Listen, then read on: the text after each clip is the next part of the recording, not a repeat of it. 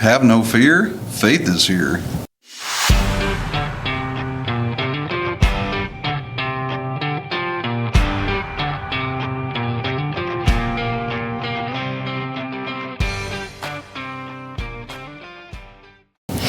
Welcome back, everybody. This is Burnt on Religion, the podcast for those who have been burnt, who are currently burning, and those who are trying to avoid being burnt. I am Ashton, and it's okay to stay close to the fire, but not too close, because we don't want to be burnt. No. That's terrible. Yes. In case you are, we have Rusty, who's so ready and equipped. What? Ready and equipped? Equipped to tend to those delicate little burn areas that you may incur. And there's Josh, the guy that just panics because his hair is on fire. I'm so sorry. That's what I've got. That's what I've got today. Yeah, welcome back, everybody. Hey, do we have an application process to replace this guy? Do we have something out there Oh, yet? yes, it's right here. We are currently taking Nothing. applications. We're taking applications to take Ashton's job. But if you're good at Ashton's job, if you do exactly what he does, we're not looking for you. You're perfect. Yeah. Well, we're back. It's cold outside. It is stupid cold outside. Yeah.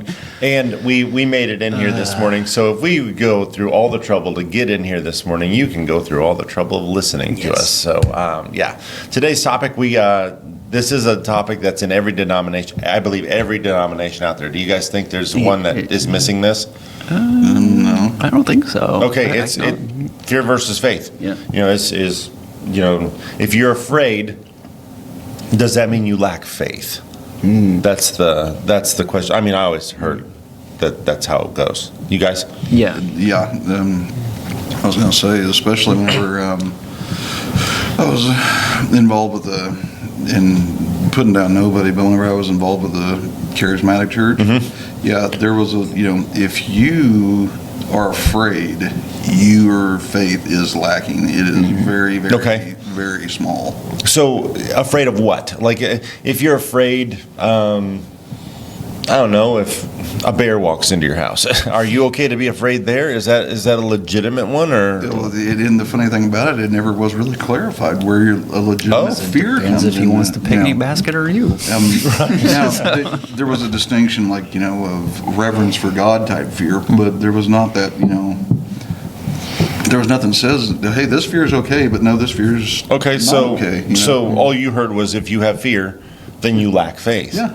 How about you? You had a more conservative background. Yeah, I know I kind of touched on this different episodes, but yeah, it just, I guess it really, like Rusty was saying, it depends what the fear is. And if you're afraid that you're going to go to hell, that you're not going to go to heaven, then yes, you clearly don't have enough faith, and that crippling fear could get the best of you. You And need to get right. yeah, yep. Always, like I've said before, back on that hamster wheel. Like Right, you're yeah. running. But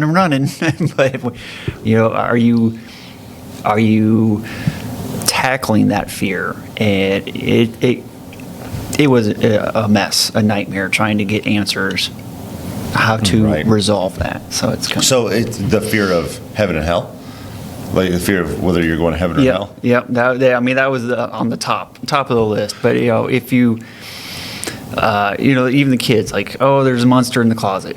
Well, why are you afraid? Because you think there's something there. Because God's bigger than the boogeyman. Yeah. Yeah, you got to get. So- Yeah. It's a tricky one, and Yeah. I know a lot of people do struggle with this one. Yeah, it's perceived as weakness. If you have fear, it's perceived as weakness.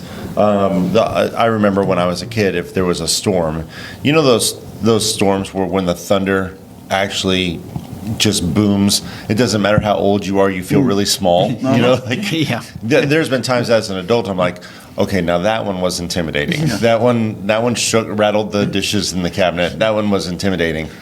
In those moments, I was told, hey, is your God bigger than the storm, or is the storm bigger than your God? That was the message. That was, and of course God's bigger than the storm. But it was almost a shame If you were afraid, Yeah. shame on you. Where's your faith? Yeah. You're not walking in faith. Right, you're walking by your own understanding, and you're Exactly. not supposed to do that. So, what we're told that if we're experiencing faith, what we're not doing is trusting in God. Or if we're experiencing fear, we're not trusting in God. In one of the books that I wrote, I don't remember which one it was. It's either incomprehensibly understood or deeper at the surface. But the one example I used for this is there was a sign in a hippo exhibit at the zoo that says, please don't climb on the fences, because if you fall over the fence, the hippo will eat you and it will make the hippo sick. That was their concern. Like, okay, well, now I've got to consider the health of the hippo, because he's not. I mean, look at the size of that guy. He's not. He doesn't care about his physique. But the idea was, if I fell into that exhibit, if I were to fall into that, I would be afraid. And I'm thinking the other people that are looking at me down there, they're probably afraid for me, right? Mm-hmm. Does that mean we all lack faith in that moment, or does that mean we're all freaked out? Mm-hmm. What does that mean?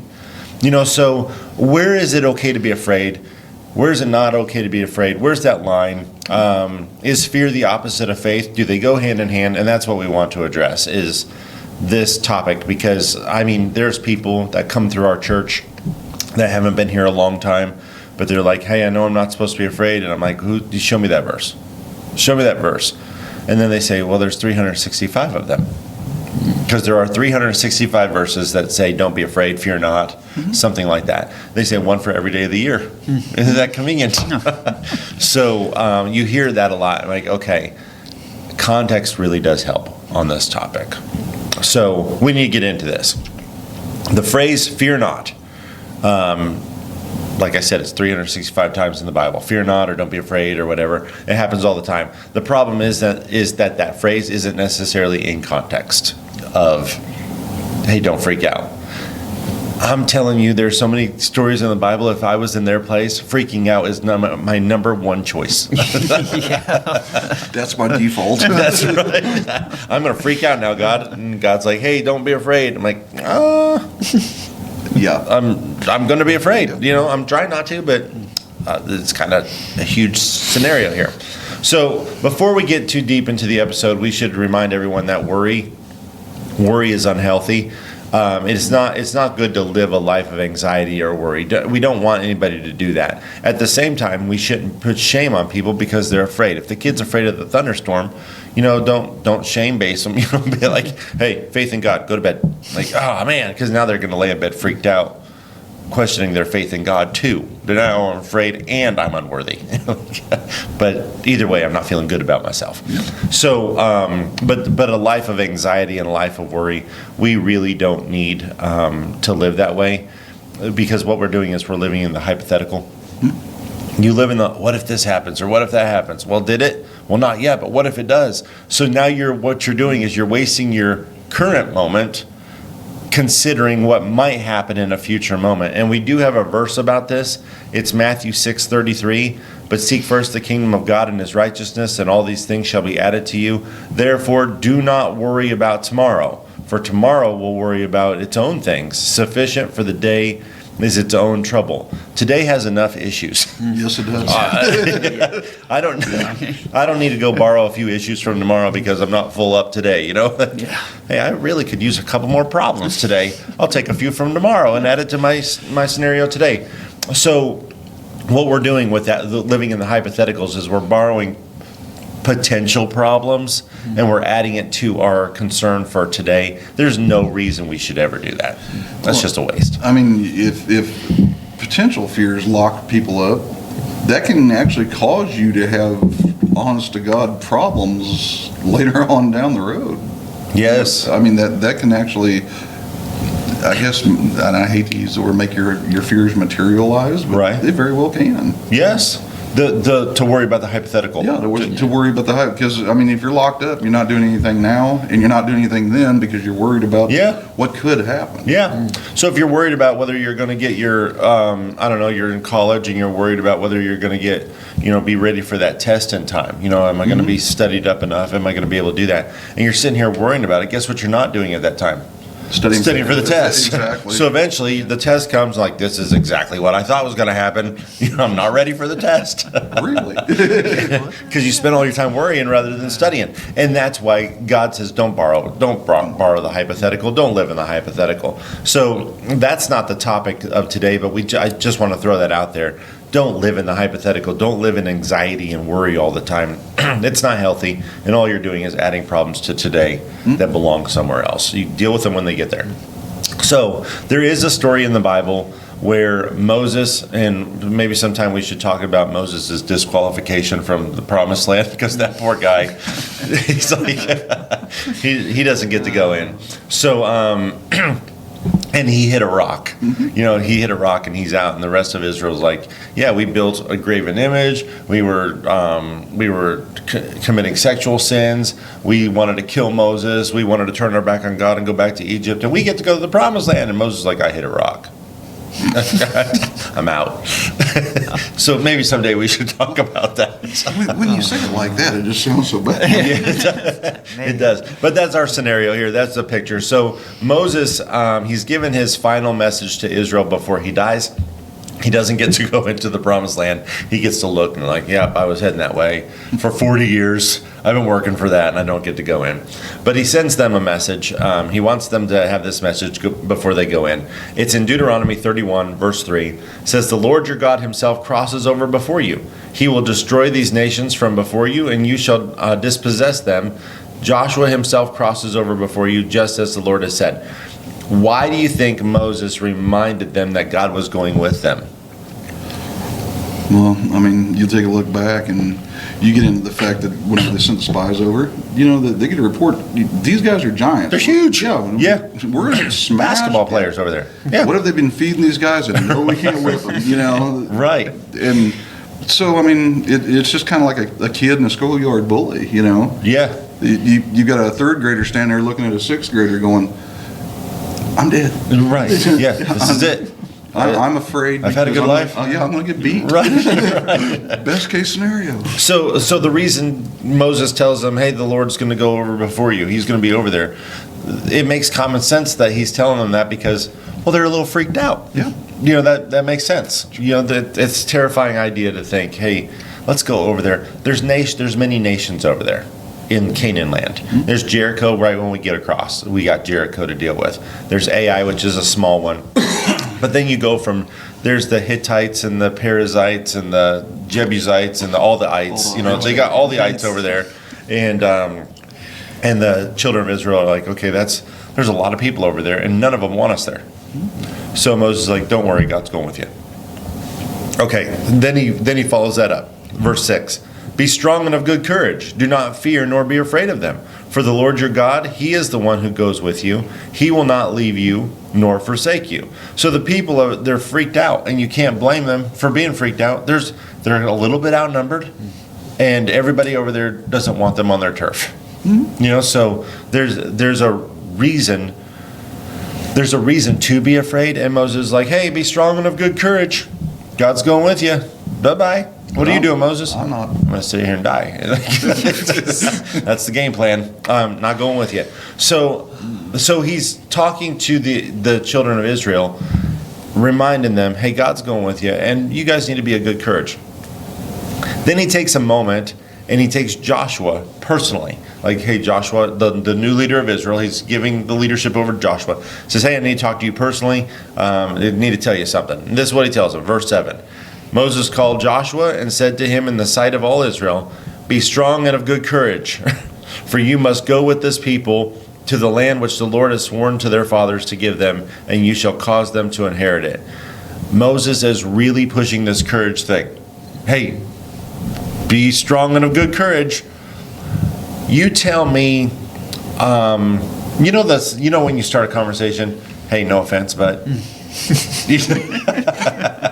when we start those, when somebody goes, hey man, no offense, what's the first thing you do? Get offended. I'm offended. You haven't even told me what I'm supposed to be offended about. You just say, hey, no offense, but like, you go on automatic defense at that point. Right. Yeah. So if you tell me, hey, when you go in there, hang on to that courage. Like, what's going to happen? You just sucked a little of my courage away. It almost seems to have the reverse effect. Yeah. You know, so be strong and of good courage, guys. Like, you're going to do great. Or hey, don't worry. Hey, if anybody ever tells you, you know, you're ugly, don't listen to them. Like,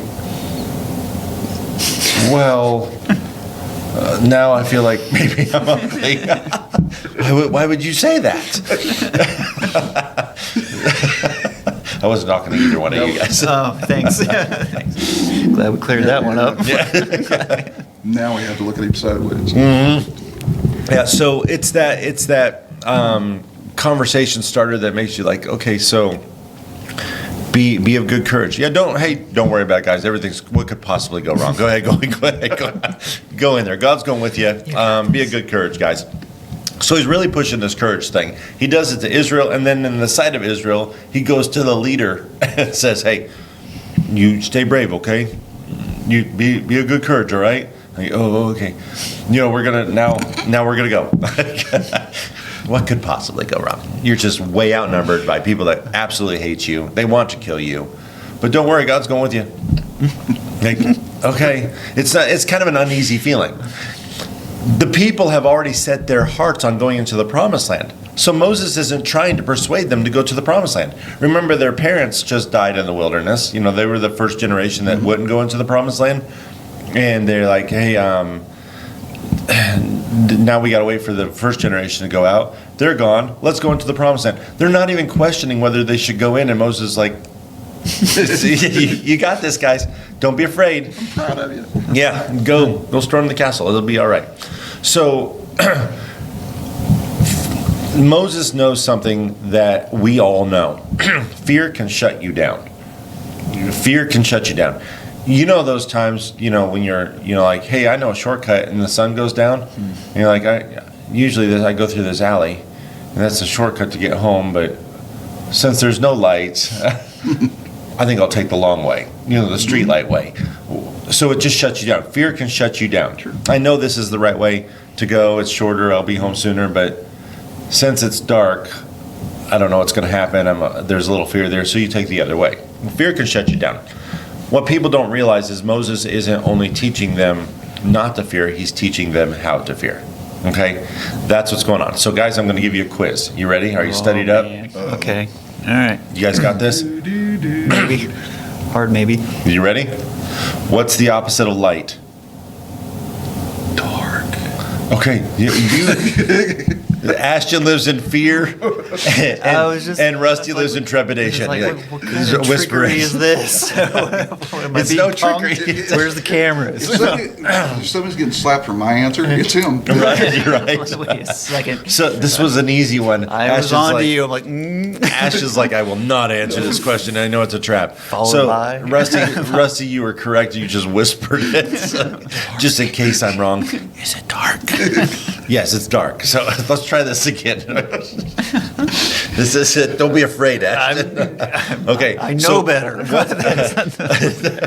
This is actually very entertaining for me. What's the opposite of light? Dark. Okay. What's the opposite of on? Off. Okay. You can answer these two. I'm waiting. Yeah. What's the opposite of fast? Slow. Okay. What's the opposite of dog? Not Cat. a dog. Okay.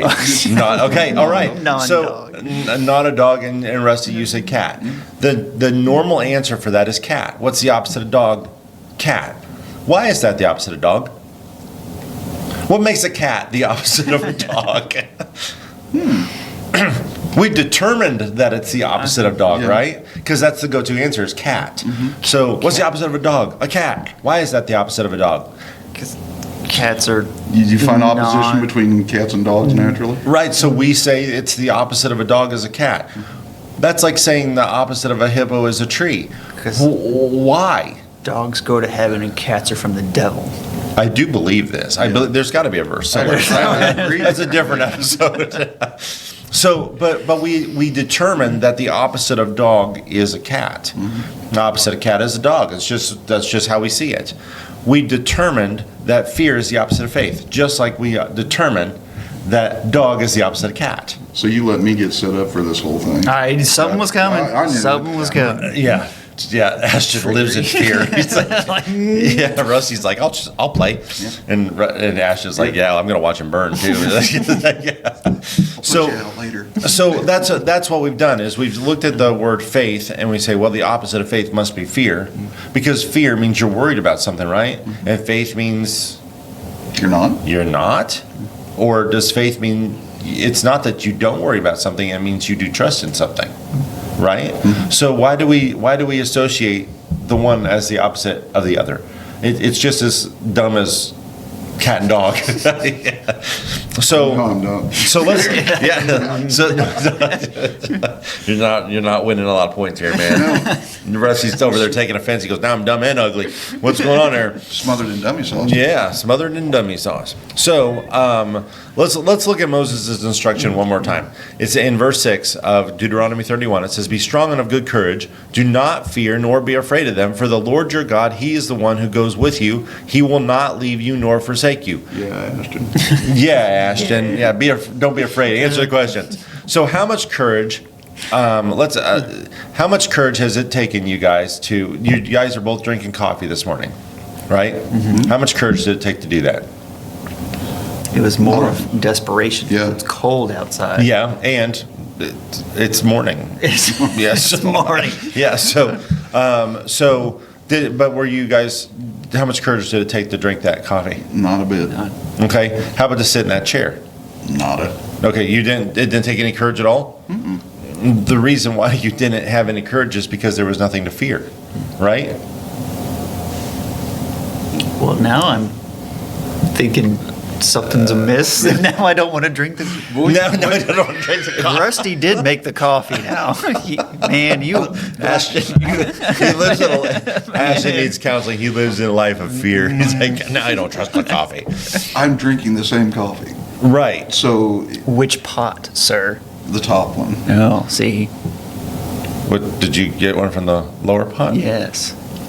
Now, why would you do that? I was too tired. I just poured coffee. I don't remember what I did. And now I'm questioning every decision today. Yeah. So now this is Rusty. Ashton, you have problems.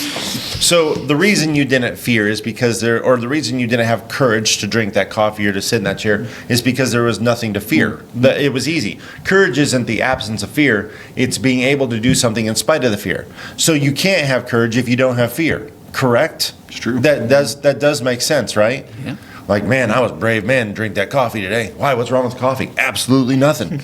Like, then how are you a brave man? You can't have courage if you don't have fear. You have to have fear in order to have courage. So in order for the Israelites to be of good courage, something fearful has to be present. So why would you tell them to be of good courage? Why would you do that? Because you guys are legitimately afraid. There is something to fear. You're walking into a bad situation. Yeah. Not only that, but God tells us to be of good courage. God tells them to be of good courage. So fear is the key ingredient to courage. It's just that's just how it works. Okay? So why would God tell us to be courageous if fear is a sin? And fear is a necessary ingredient for courage. Now we have some dead air time here, guys. So we're gonna. I'm trying to let that tainted coffee kick in. Okay, right. The neural pathways. over I there. guess, from, of course, growing up, of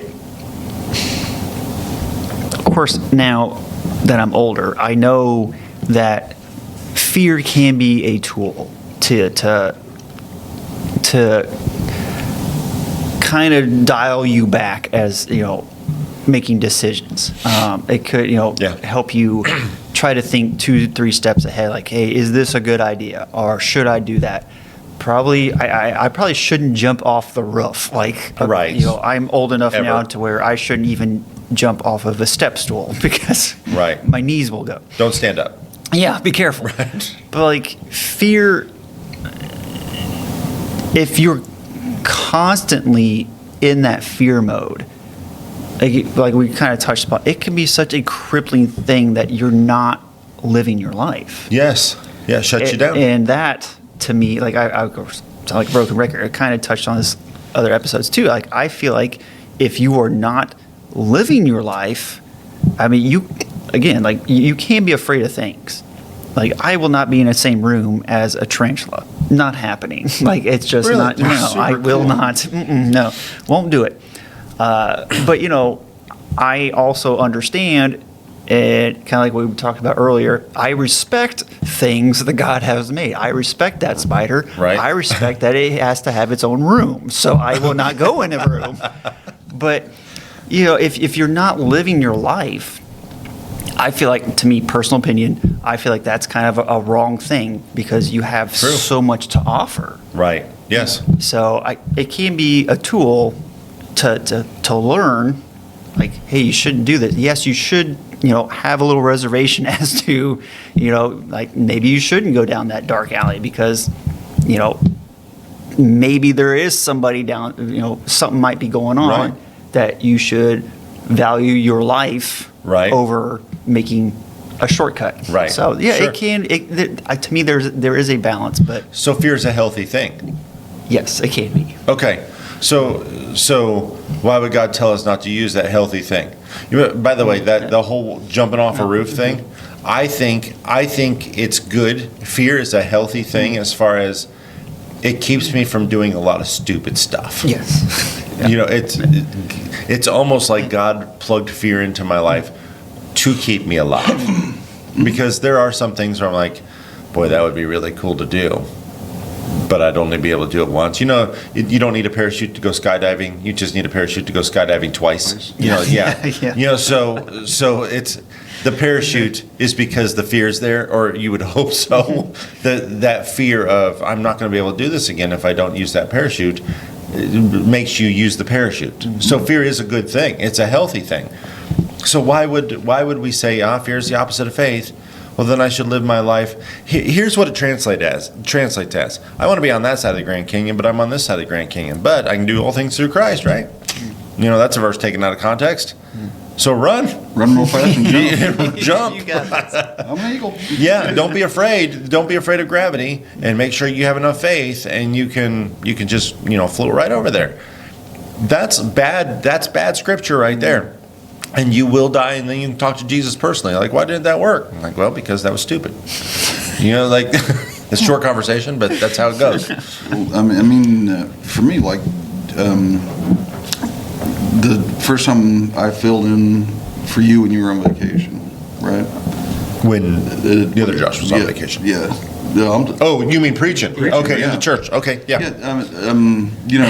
first thing goes through your head, oh my, I've never done this before.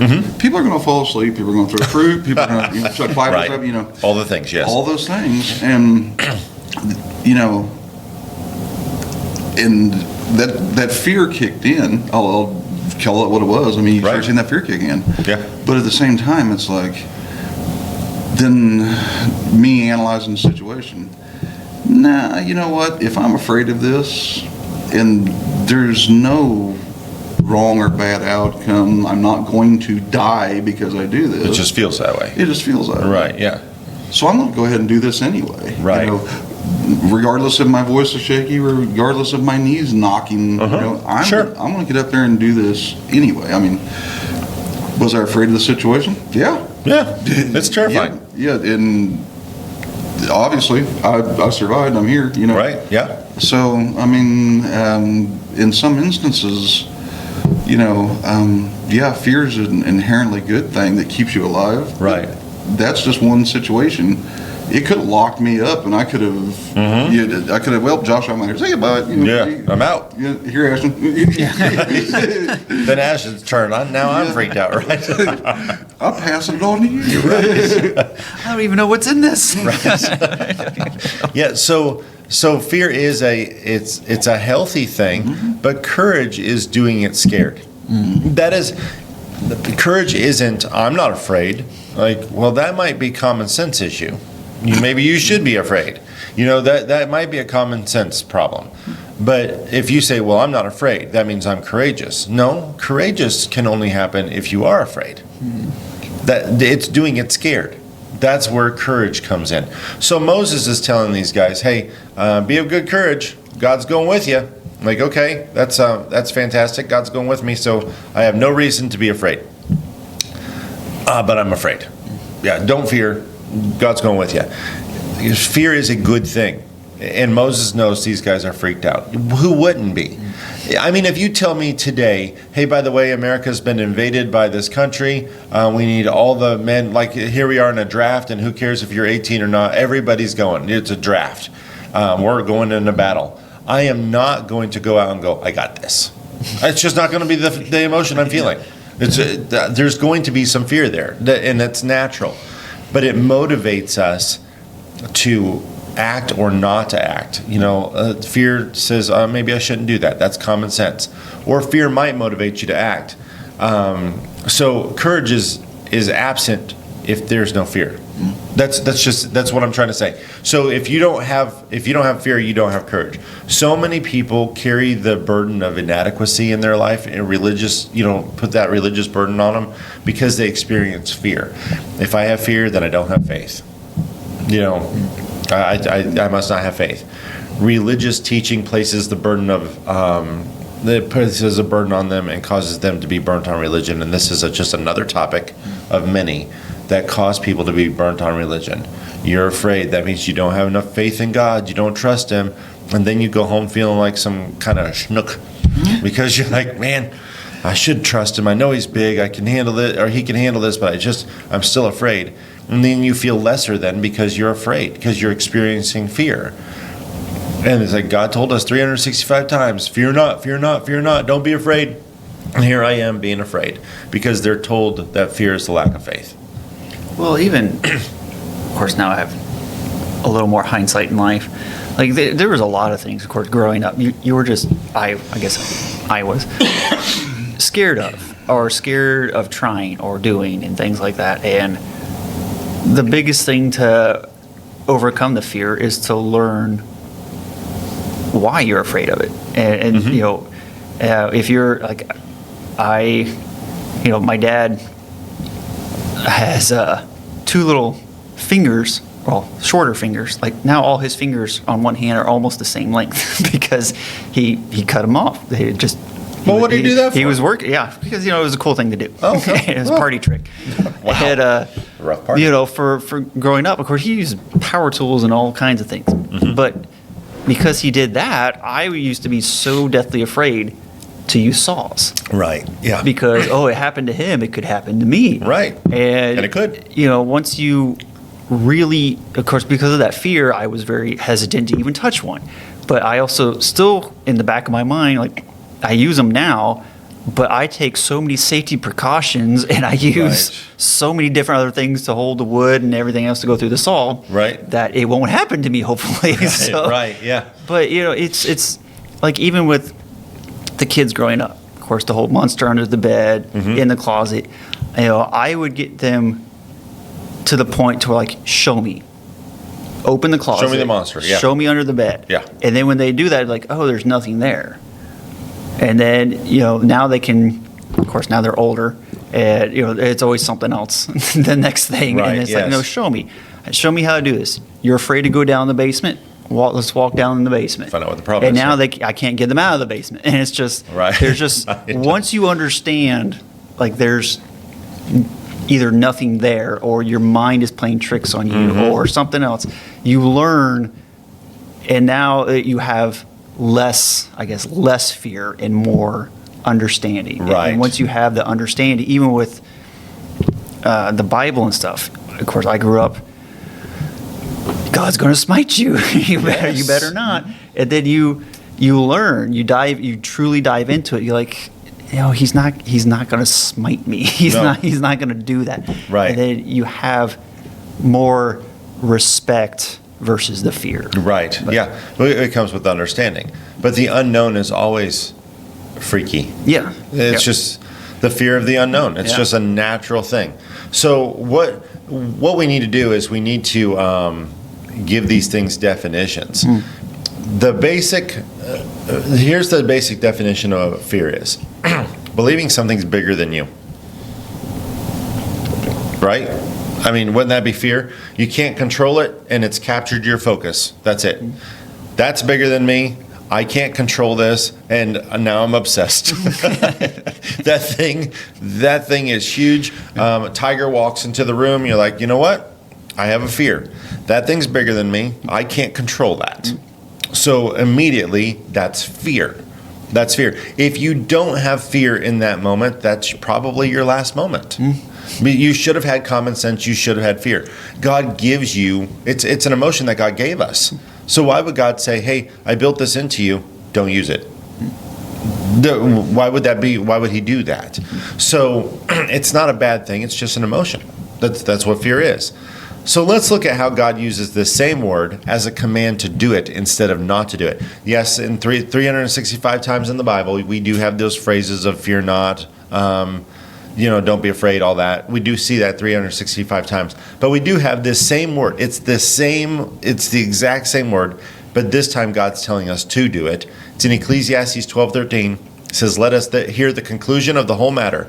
Fear God and keep his commandments, for this is man's all, or this is the whole duty of man. This is your responsibility. Fear God. It's the exact word that God uses when he says fear not. It's the same one. So now we've got the cat-dog situation. This fear is a different fear than the other fear. Why? Because I said so. So anytime you heard fear God growing up, either one of you, fear God, was that a good thing or a bad thing? I would lean more toward the bad thing. I thought you weren't going to answer anything else now. No, I'm not. That was a question. Yeah. I thought Rusty wasn't going to answer anything else. Right. So yeah, fear it's always a God. bad thing. Fear God. Is that a good instruction or a bad one? Should you fear God? Yes. Okay. And was that a good thing to fear? I mean, it's a good thing to fear God, but was fearing God a good fear or a bad fear? How was it? Going back to what kind of touched base on what Ashton said, I guess with experience, digging into the Bible, life experiences, things like that, your definition and idea of and how you understand fear changes. Yes. Because whenever in my youth, I thought that meant be afraid of God because you're going to get smited. Yeah. Yes. You're going to suffer his wrath, for this or that. Yeah. Now for me, the word reverence is Yes. what I want, a reverential Yes. fear of God. So fear is a bad thing, but fearing God is a reverent thing. Mm-hmm. Yeah. Although it's the same word. Exactly. Which we weren't told it was the same word.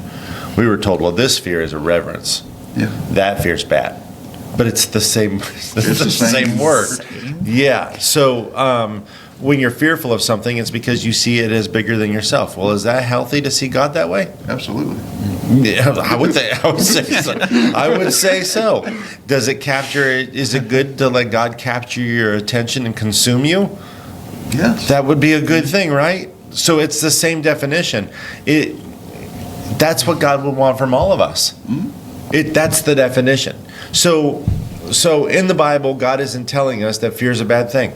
Never in Scripture does it say fear is a bad thing.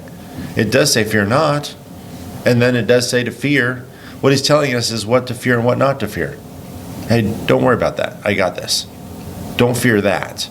Fear me. The same, and I want you to do the same fear.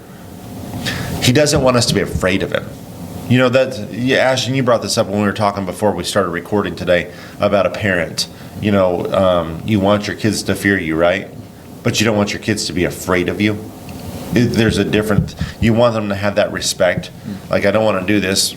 You mentioned earlier in a previous episode, the disappointing dad thing was enough. That's a fear.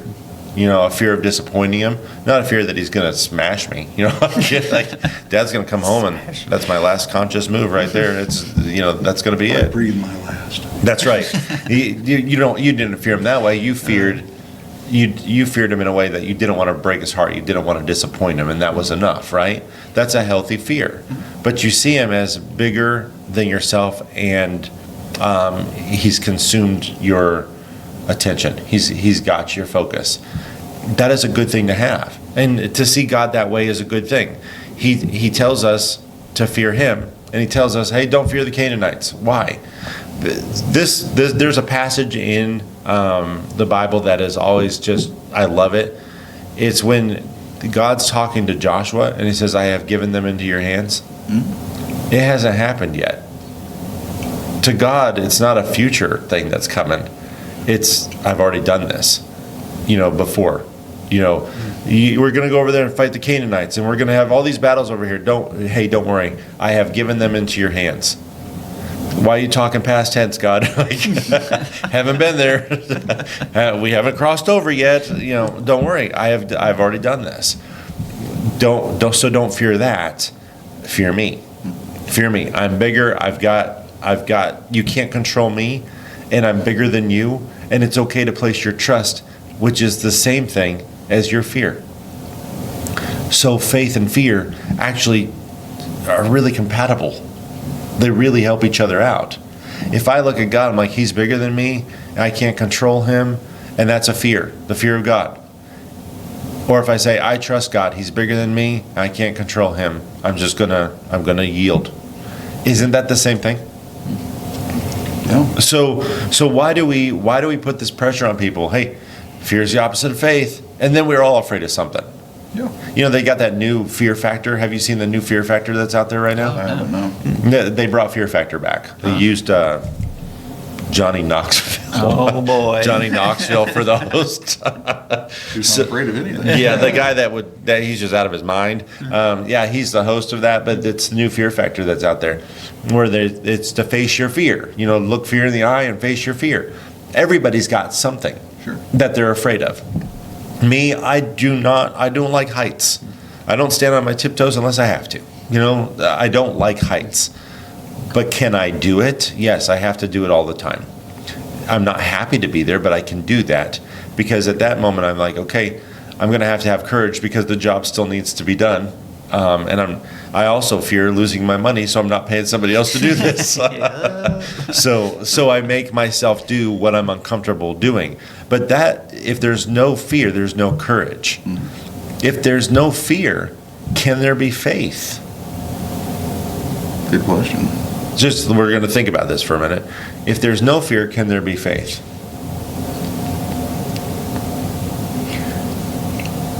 Well, yes, I think so. Okay, explain. This is just winging it question here. So, because I don't know the exact definition of faith, but it's it's for the sight unseen. You believe in something even if you don't see it, and you can't physically see God. But like we can go on and on and on about all the evidence pointing to him. Yes. That Okay. He Sure. he has and does exist, and you could probably be that one person out of billions that has no capability of fearing anything. But, Right, yeah. But you could still have faith in God and his abilities, and Okay, so you're right. You can have faith, because if you look at the creation and say, hey, there's a God, I believe there's a God, you're not afraid of anything there. You just believe because, so there is an aspect of faith that has no fear, okay? But if you say, do not be afraid, don't go in there, don't be afraid, God's with you, fear God. So in this, to go in there and say, be of good courage, you can't have courage without fear. Okay? You can have faith, and that's a good point. You can have faith without fear, because I look at the universe, I'm like, I believe there's a God. That doesn't scare me at all. I just realized this thing's bigger than me. This thing's bigger than me, and I have respect. So that there's got to be a God, because this didn't come out of nothing. So there's got to be a God. So you can have faith without fear, but you can't have courage without fear. It's impossible, right? So be of good courage.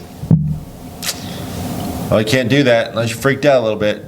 That's just how it goes. But faith isn't the opposite of fear. If I look and say, well, I'm not afraid, there's got to be a God out there somewhere because of all creation, this must be the opposite of fear. But the atheist that comes up and goes, no, I believe it all just happened. He's not freaked out, but he doesn't have faith. So it's not that he has fear because he doesn't have faith. Faith and fear are not opposites. So what we do is we place shame on people because they're afraid of something. And you got to have more faith. Well, I mean, you went with the instance of being afraid of heights. I'm not afraid of heights, but I have a healthy respect for the fact that if I get up on a 400-foot tower and I fall off, you and I won't be having any more conversations. Not here No. anyway. So it's not like I'm going to put myself in that position unless I just absolutely had to, or Right. something. And like I said, it's not that I fear the height, but I do fear that splat. That I have a healthy respect for the fact that it can kill me. Right. So Yeah. I'm not, I'm not. I'm not walking without a level, I guess, of awareness of the fact that it can kill me, and Right. I'll make a decision not to put myself in an unhealthy situation. Yes. Yeah. Does that? Yeah, that's a good thing. And you do have fear because if 400 feet doesn't bother you at all, right? If you're standing up, no, it doesn't bother me to stand up, look over the. But if you slipped and you have that by one hand, Guess what just kicked in? fear. Right. Now I have fear. No. Now I have fear that my hand's not going to be able to be strong enough to hold me up. But you get fear. Yeah, I wish I'd went on the diet sooner. Right. I'm questioning all my life's decisions. Right now. So fear's not a bad thing. It's a healthy thing. But when we place it on people's shoulders of, hey, if you're afraid, that means you lack faith. That's a shame-based thing, and it's just people get burnt on religion from so many things, and this is just another thing. I want to throw this verse out before we close here. Proverbs 14:26. In the fear of the Lord, there is strong confidence, and his children will have a place of refuge. Confidence and fear come together there. That's really cool. Faith and fear work hand in hand. I have fear of the Lord, and I have a lot of confidence there. Why? Because I also have faith in the Lord. So it becomes a place of refuge for me. Not I'm terrified God's going to smite me or something like that. Fear and faith work hand in hand. They're not each other's opposites. And when we place that on people, what we do is we chase them away from church. And in this specific topic, a lot of times how we chase them away from church is because you're not worthy enough to be in church. And you still get burnt by religion, even though you're not mad at the religious organization. You're disappointed in yourself, and it chases people away. So fear is not the opposite of faith. It's just as opposite as a cat and a dog. Which Rusty. Yeah, Rusty. So At least I had enough courage. that's right. I have many years to prove suspicion with this man. So You have nothing to be afraid of, Ashton. Nothing at all. So I want to announce one thing before we close here. It's a really sad story. uh-oh. California, you are leading in the listener base. Wow, really? Pennsylvania, you're second Oh. in the listener base. Missouri, what's up? What's going on, Missouri? This is home. You would think we'd have more listeners in Missouri than California and Pennsylvania, but this thing changes from week to week. So, California, thank you for jumping on board. Yeah. Thank you for listening. Please like, share, follow, subscribe, whatever. Also, we want to remind everybody, if you're listening through a podcast platform, Spotify, Podbean, whatever it might be, just to let everybody know, just a reminder, we do have a website, which is burntonreligion.com. You can go there, and you don't have to have one of these platforms to listen to us. So if you talk to somebody and say, hey, you should listen to this podcast, and they say, well, I don't have a podcast, I don't listen to podcasts on any platform, just tell them to go to the website, burntonreligion.com, and click on any episode you want to listen to, and it'll pop up for you, as long as you're connected to YouTube, the general thing.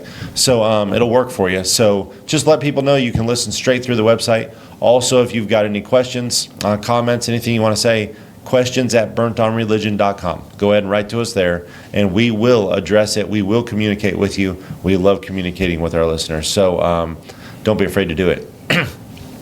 Just go ahead and do it. And I'll throw all the problems on Ashton, and he'll solve it for you. I got this. You just want to answer.